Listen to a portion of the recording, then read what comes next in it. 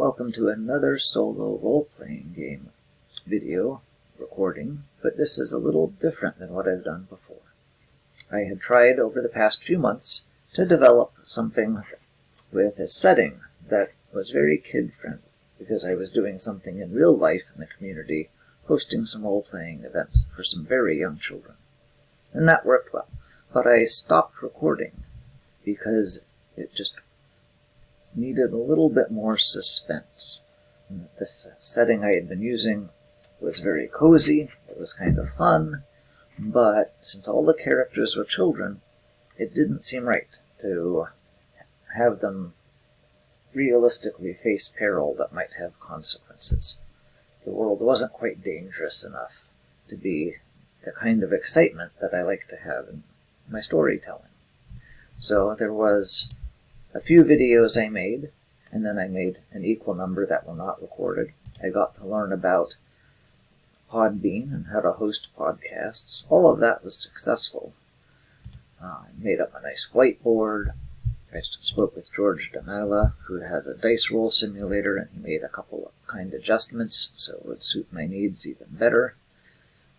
All of that worked, but I think I want to start over, and someday I might come back to bedtime stories in Arlinac Town, having those quaint, cozy stories about the kids trying to deal with what happens when the adults are magically removed from their town. But I think I want to do something more traditional, a solo role-playing game podcast where the hero might die, they might have terrible things happen, and include more travel than walking them into a single town, and let more suspense happen. So, I'm going to start over. I've made up a new character, mechanics-wise, but I haven't answered the background questions for this character. And in my rules system, there's something about imagine your character that has these 15 questions, and I want to think about them a little. So, if watching someone, listening to someone develop a character is not your cup of tea, skip this video. The next one will really start the story. But for now, I'm going to type a little bit and brainstorm and see more about the background. It's never occurred to me before today to use my very nice spreadsheet that randomly generates all sorts of things you would need in a solo role-playing game story, to use it as the background of a character. So this might work great, or it might flub terribly. So let's see what happens. What I had decided after thinking about just what would be fun for me would be to play a character. His name is Andelz Copperwolf. In this setting, then, there are different fantasy races based on the types of fantasy stories being told before Tolkien. As a very quick summary, Therians are shape-changers. The word comes from therianthropy. Ogres are a very old-fashioned fairy tale ogre. They can usually shape-change. They like to eat people. Dwarves are the dwarves, but before Tolkien popularized a certain type of them. And the dwarves that are older were much more athletic. There wasn't Tolkien's division that the dwarves were slow and steady and the elves were graceful and nimble. So think like parkour dwarves when you think of dwarg. Kobolds are the ancestors to underground bad guys. Kobolds, orcs, malicious gnomes, goblins, all of those came out of this literary ancestor called kobolds, and that's why cobalt is blue, because of the mines. Burg trolls, kind of Scandinavian trolls, they live under mountains, inside big hollowed-out caverns. They're kind of artsy-fartsy and elitist. And then hidden folk, another type of Scandinavian troll that if you wrong them, they are invisible, and you can't see them. So if you trespass on their land, or move their rocks, or in some other way commit a crime, then they get to pick. Are they going to be invisible and hope you go away, or are they going to take advantage of the fact you can't see them to get you, but then you can see them once they attack. So I picked a Therian, so I can turn into an animal, and a squirrel just seemed to go with the last name Copperwolf. I imagine it's a copper squirrel that he wishes was a big fat wolf, but no, he just changes into a squirrel that isn't as fierce. The setting also has different powers. They're not lesser than a deity in most fantasy settings, but the one that I thought would be fun to be a follower of, most devoted to, although all of them would be acknowledged, is Little Humble. And she has wondrous feats that allow characters to do different things, and never having disadvantages from fighting unarmed seems like a good one. So a wandering kind of wuxia character. But why is he wandering? I'm not sure. And first impression, a middle-aged man who is happy in the present despite being haunted by the past. And I put down some stats I won't talk about. So, why is he haunted? Is he officially one of the errants that travels the land representing Little Humble's ideals? Or is he less officially a follower of Little Humble? All of that we can figure out. So, pick 2 unusual features, 2 details of sight, smell, sound, feel, or temperature. Well, I think if he's has coppery for being a squirrel, then he probably has copper hair. And what does he smell like? What does he sound like? I'm going to see if this gives me any news. So I'll generate new things, adjective, noun, and verb. Broad, support, and reliable. Well, broad shoulders. Who are 3 characters that are very special to this character? Where do they live? What are their issues and problems? So, Belfer, Schapfer, Sapfer.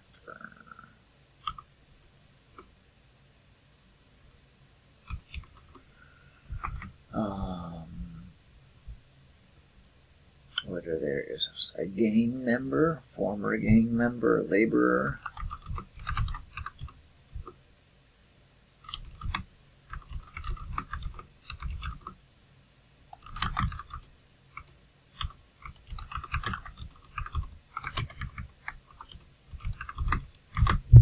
Let's generate a new person. Zakaki.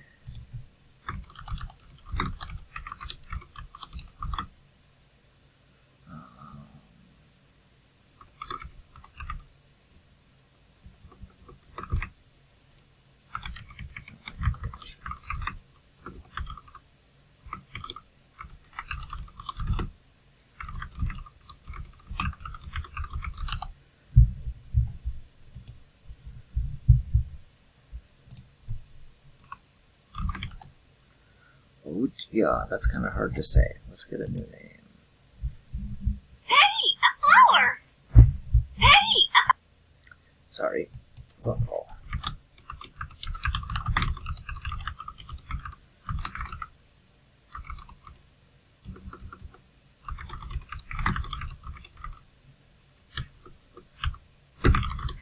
Okay, interesting. So, 2 of his 3 special friends are kind of violent criminals, gang members and a thug.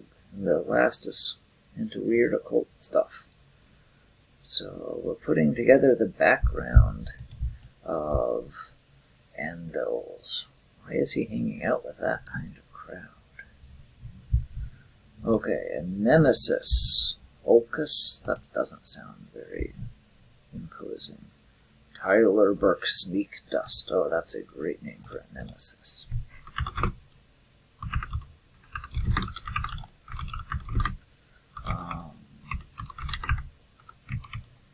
I'm going to say that rather than the regents are the town's leaders, I'm going to say he's a gang leader instead.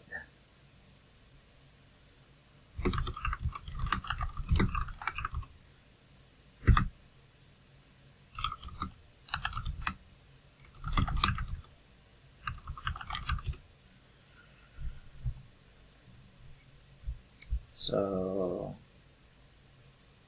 somehow our protagonist, Andelz, was kicked out of the gang, or fled the gang, or something, and Tyler Berg isn't happy with that. Something about home or birthplace that needs to change, or what would he want to keep the same? Looking again at the adjective, noun, verb at the bottom, pilferous, resources, and hinder. So, slums of Arlinac Town.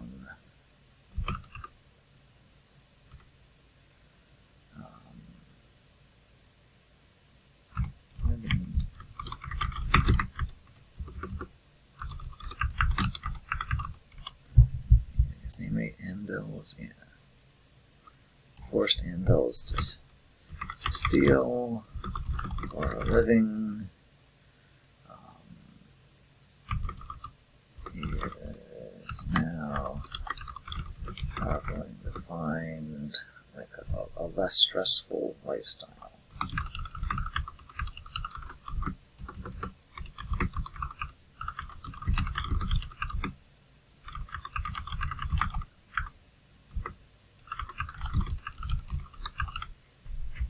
What if his possessions are the most sentimental or beautiful? So there's a thing at the end of this second box. A cap that keeps all the dust off your clothes. That sounds nice.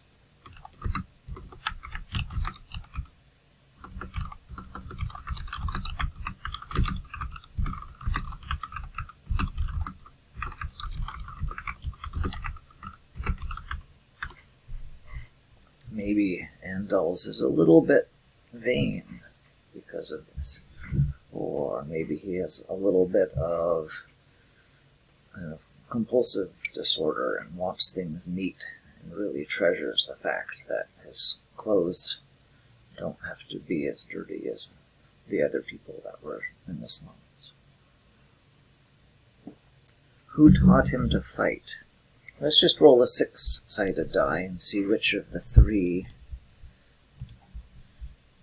people that we already rolled up. So, the last one, Vixelia did.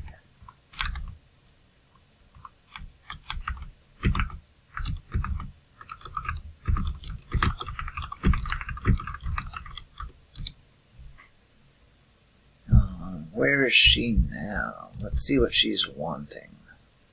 So, she's trying to arrange for a deadline to be extended, perhaps with a map, dealing with a monetary issue.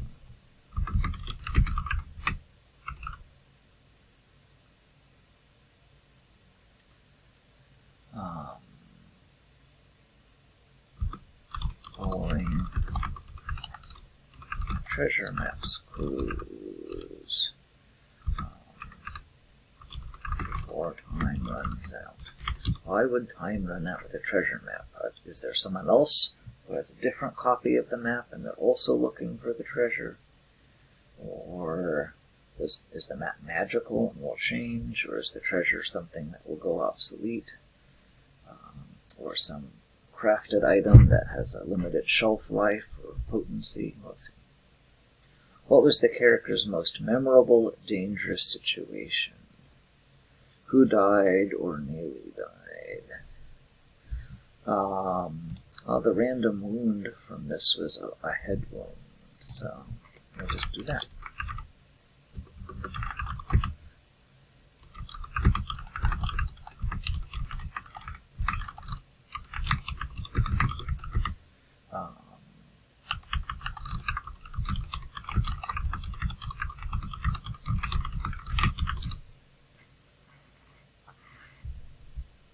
How has he experienced sudden changes of fortune?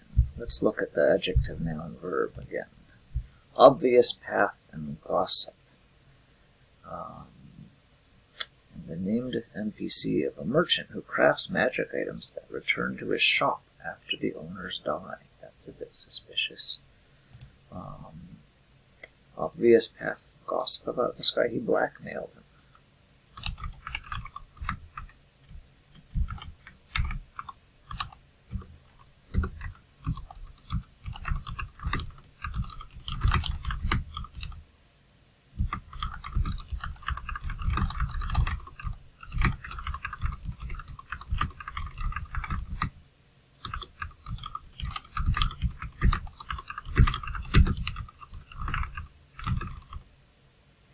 So that's probably what caused Andelz to flee the Arlinac Town, if not the gang specifically, but probably the whole town, was that Tycoon got tired of being blackmailed, and as someone that was more established and successful and had more resources, hired someone to get Andelz or chased him out of town or something like that.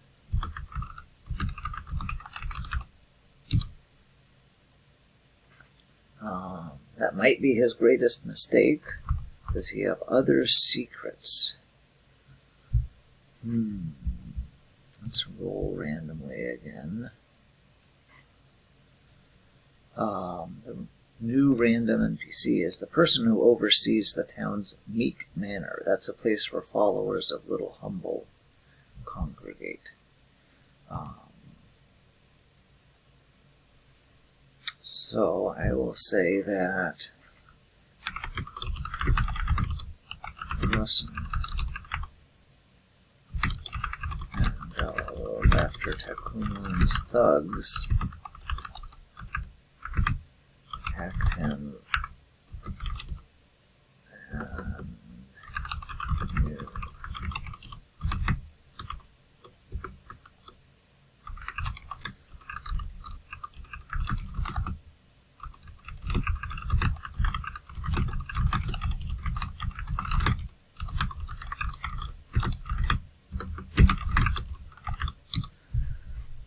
So, yeah, his thugs were about to kill him. They had defeated him. He was knocked out on the ground, but then Grost and Razy rescued him. They chased the thugs away. They are also sort of wuxia heroes using martial arts. Andelz recovered for a few weeks and now has become a devout follower of Little Humble because her people saved him. She is in favor of not only humility, but sort of making do with little, and so he's now traveling as one of her official champions, errant. As one of her errants, he can detect other people's lies, but he also cannot lie himself, or he will lose his status as an errant. So that all seems to be sensible. We're developing a nice backstory. This is working better than I hoped. Does he have any sort of recreation or hobby? What's his favorite expenses? With what vice or virtue does he unwind, and with whom? Anything interesting in the item column at the moment? A basket of award-winning berries.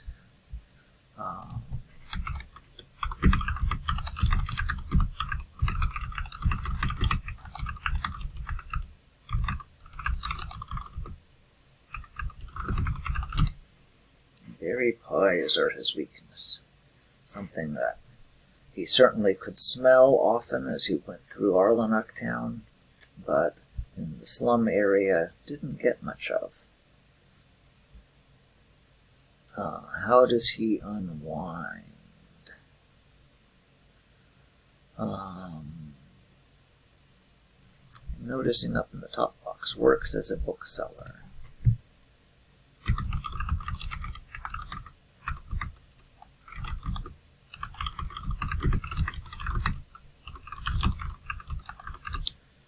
Okay, he reads to unwind.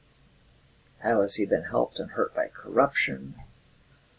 I think we've sort of answered that one.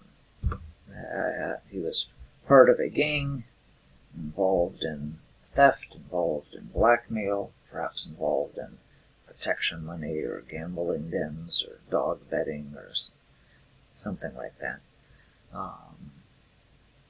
And he's not a great fighter, but with 3 points in wrestle, he's done some fighting, so that's all fine. Imminent events. Let's look at the rumors. A slum dweller is secretly a necromancer. So one of his fellow gang members has left town to become a necromancer.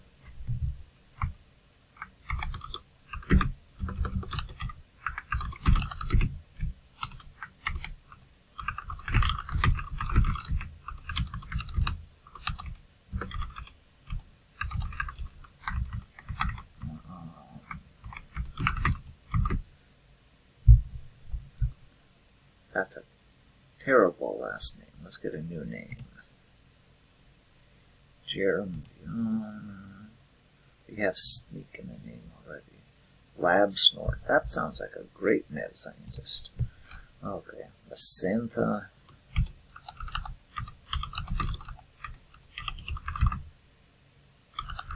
Has become a mad scientist necromancer.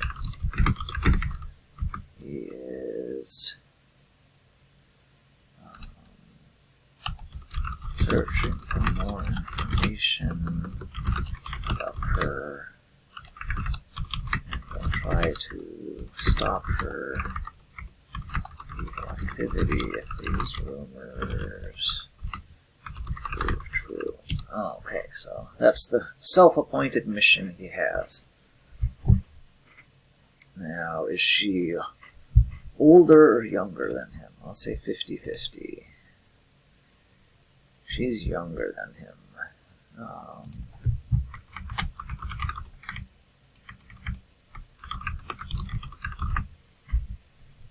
And what race is she? Therian.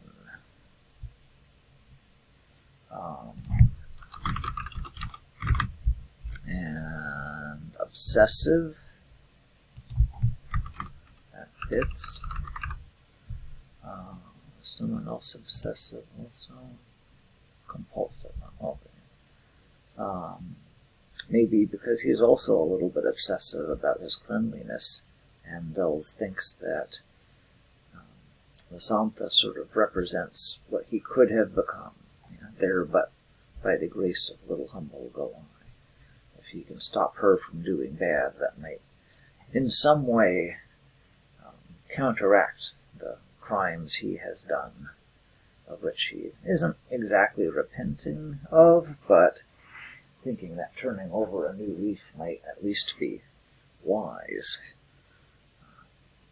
A misunderstanding that causes trouble. Let's look at another rumor.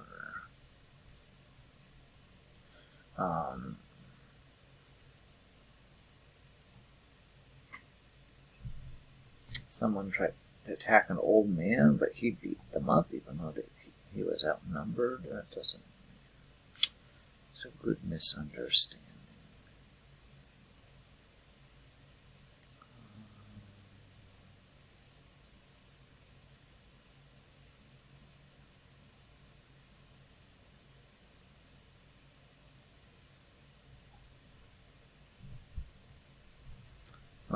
Mentioning injustice here. So errants are traveling around, again like Uxia heroes, and they are trying to resolve problems, but they're not necessarily trying to create justice. Things are better even if they aren't fair, right? If situations are resolved, even if there wasn't full restitution, that's all that an errant is really aiming for. Again, like the Wuxia heroes they're based on. So,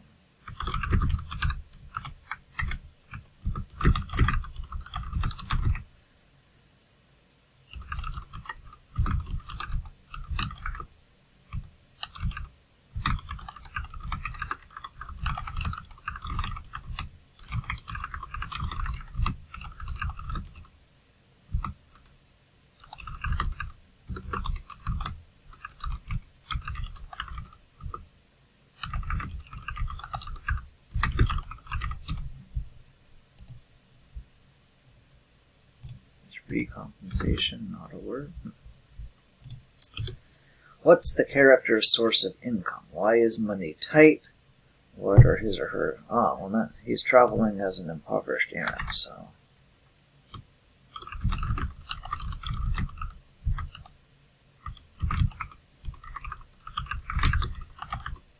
Parents aren't supposed to have a lot of money. That's, again, part of Little Humble's philosophy. But he was broke to start with. So perhaps Groot and Razy have given him some rations and some perhaps slightly nicer clothes, sturdy boots, as a final goodwill gesture before he left the meek manor. But he has no future as far as resources. He has to start helping people find work, something, because he just has a little bit of food on his back in his pack, a water skin, and he's off traveling the roads. Okay, I'm very happy with that. I had no real concept of what was happening with Andelz and how he's haunted by his past, why he might be happier in the present, but now we know. He was one of the older gang members. He never really was able to escape it for some reason. We'll probably see Tyler Burke come back into the story. Maybe not immediately, but if Andelz is successful, then Tyler Burke can certainly appear and say, hey, if it wasn't for my protection and paternal upbringing, then you wouldn't have made it that far. Give me some of that.